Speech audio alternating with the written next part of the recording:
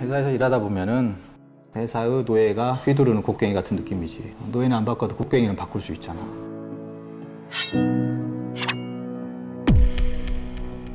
직장은 뭐 엄밀히 얘기하면 내 생존의 수단이고요. 네, 교육비랑 대출 들어가는 돈이 많이 있다 보니까 앞이 막막하죠. 뭐 해먹고 살아야 되나 이나이.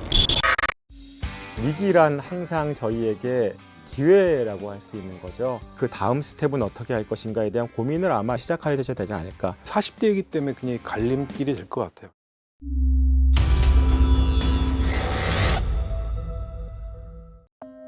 다만 이번에도 승진해서 미끄러졌습니다. 만년과장, 그게 바로 접니다. 이번 인사 발표 나고 나서 더 불안해진 이유는 와이프랑 좀 크게 싸워서인데요. 차라리 미리 퇴직금 두둑이 챙겨서 가게를 차려볼까 물어봤거든요. 그랬더니 지금 자존심이 중요하냐, 진급이 중요한 게 아니라 지금 상황에서 어떻게든 버티려고 해야 하지 않겠냐고 하더라고요. 그 사람은 아무래도 불안해할 수밖에 없죠. 그렇죠. 특히 회사가 좀 더 뭔가 좀 알려져 있는 회사라면 더욱 그렇죠. 와이프 말이 틀린 건 아닌데 버티는 것만이 능사는 아닌 것 같거든요. 올해 7살, 4살 난 두 아이들은 커가고 외벌이라 걱정도 이만저만이 아닙니다. 제 생각이 잘못된 건가요? 저걸 보면서 진짜 정말 큰 문제가 이제 나왔구나. 앞에서 한 얘기는 전초전이구나라는 생각이 들었는데 이제 회사를 그만두고 나면 정말 그 월급이 없어진 것뿐만 아니라 다양한 제도도 못 느끼는 거고요. 그 복지 체계 안에는 가족이라는 것도 끼어 있을 텐데 집에서는 정말 힘들고 어려운 시간인 것 같아요. 과거에 비교해서 지금 40대가 한 6% 정도가 더 많이 나가는 걸로 정경련 자료에서 나왔더라고요. 40대가 다른 세대보다 더 많은 퇴사율을 갖고 있구나. 네, 느꼈던 건데 그게 통계치로도 나와 있군요. 네. 네네.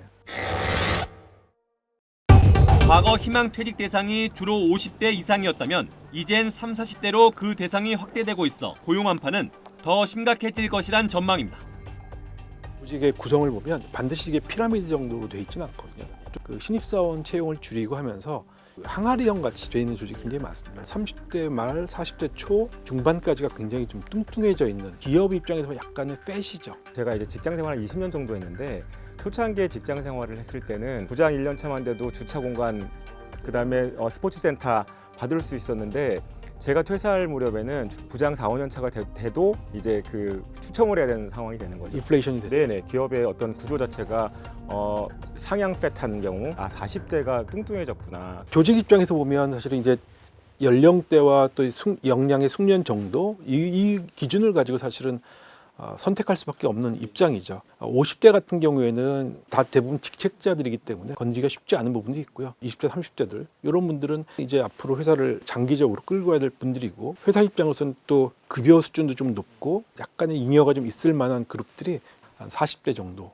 실무자들도 아니고 중간에 끼어 있는 그렇다고 의사결정자도 아닌 분들이 굉장히 많이 있기 때문에 이분들이 아무래도 조금 더 쉽게 이렇게 손을 댈 수 있는 이런 영역이 될 수도 있을 거고요. 조금 만만한 게 40대가 되는 경향도 좀 있지 않나.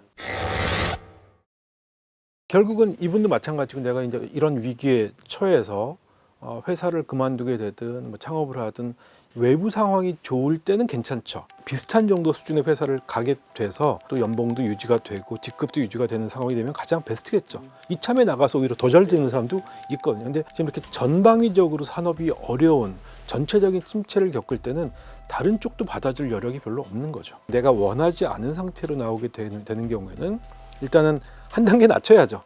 대기업에서 중소기업, 중소기업에서 아주 작은 조직으로 옮겨야 되는 이런 상황이 됐을 때가 이제 어려워지는 거기 때문에 만약에 이제 20, 30대로 다시 돌아간다 그러면 이분들은 아직도 경력이 초기이기 때문에 내가 다시 신입으로 들어가도 연봉 차이 별로 안 나지만 내가 지금 10년 정도, 15년 근무를 해서 연봉이 이제 거의 한 8천, 1억 정도 가까이 됐는데 내 경력과 상관없는 쪽을 간다. 이건 굉장히 힘든 일이죠. 심리적인 그런 무거움 이 정도는 다른 50대나 20, 30대랑은 좀 비교하기는 어려운 것 같습니다. 옵션 자체가 너무 줄어드는 거죠. 더불어서 이제 40대 때 직장을 옮기게 되면 개인의 입장에서는 새로운 조직에 또 적응을 해야 되잖아요.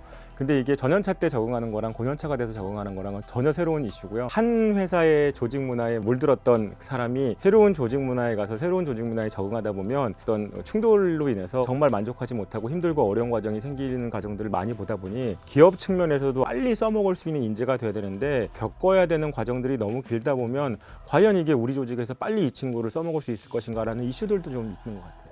회사 입장에서도 이거 한번 생각해 볼 필요가 있는 것 같아요. 40대를 타겟으로 하는 게 전 장기적으로 봤을 때 그렇게 좋은 옵션은 아닌 것 같아요. 앞으로의 5년 이후를 생각해 보면 사실은 진짜 회사를 끌고 갈 사람들은 40대 말, 40대 중반에 있는 이런 분들이기 때문에 뭐 연봉의 크기라든가 또는 연령 때문에 잘못 판단하기보다는 한 10여 년 동안의 역량의 발전, 배우려고 하는 그런 의지도 있는 분들이기 때문에 그냥 숫자로만 보지는 않으셨으면 하는 그런 잘못 판단하면 미래의 역량을 미리 땡겨서 갉아먹게 되거든요.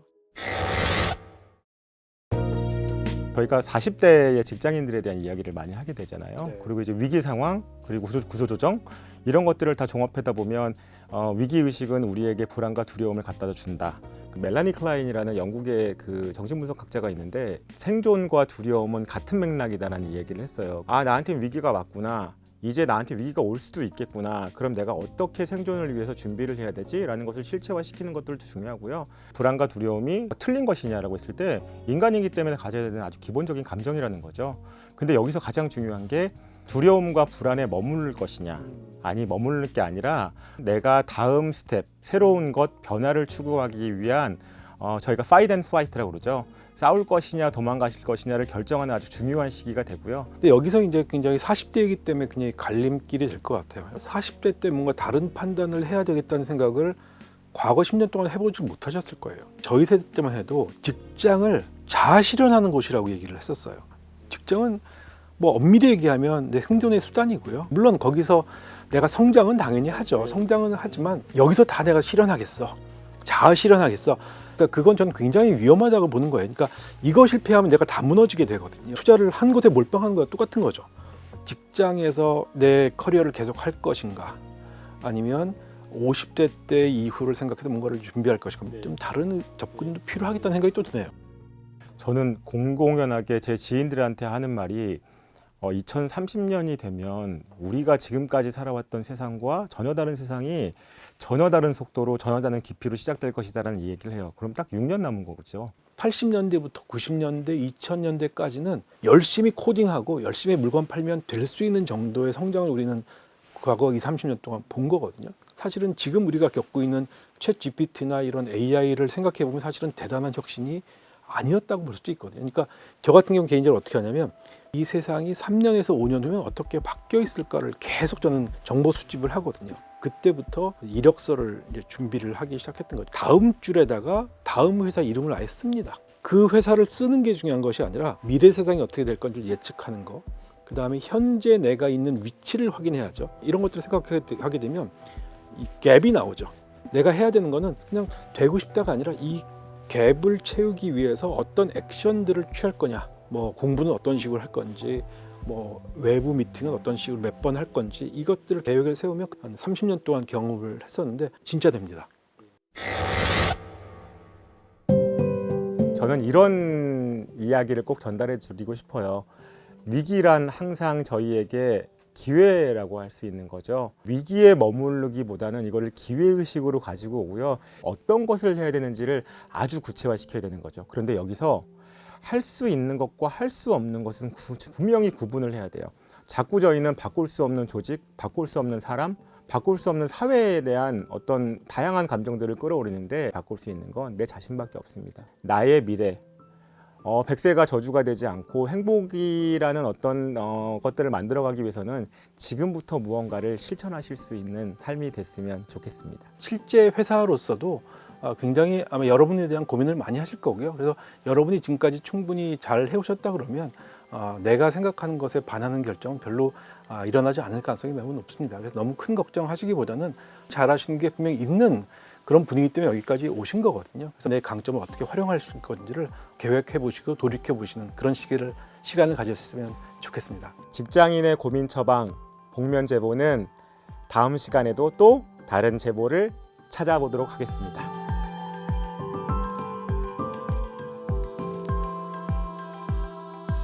우리 집 양이는 밤마다 뛰어다녀요. 도대체 왜 이러는 걸까요?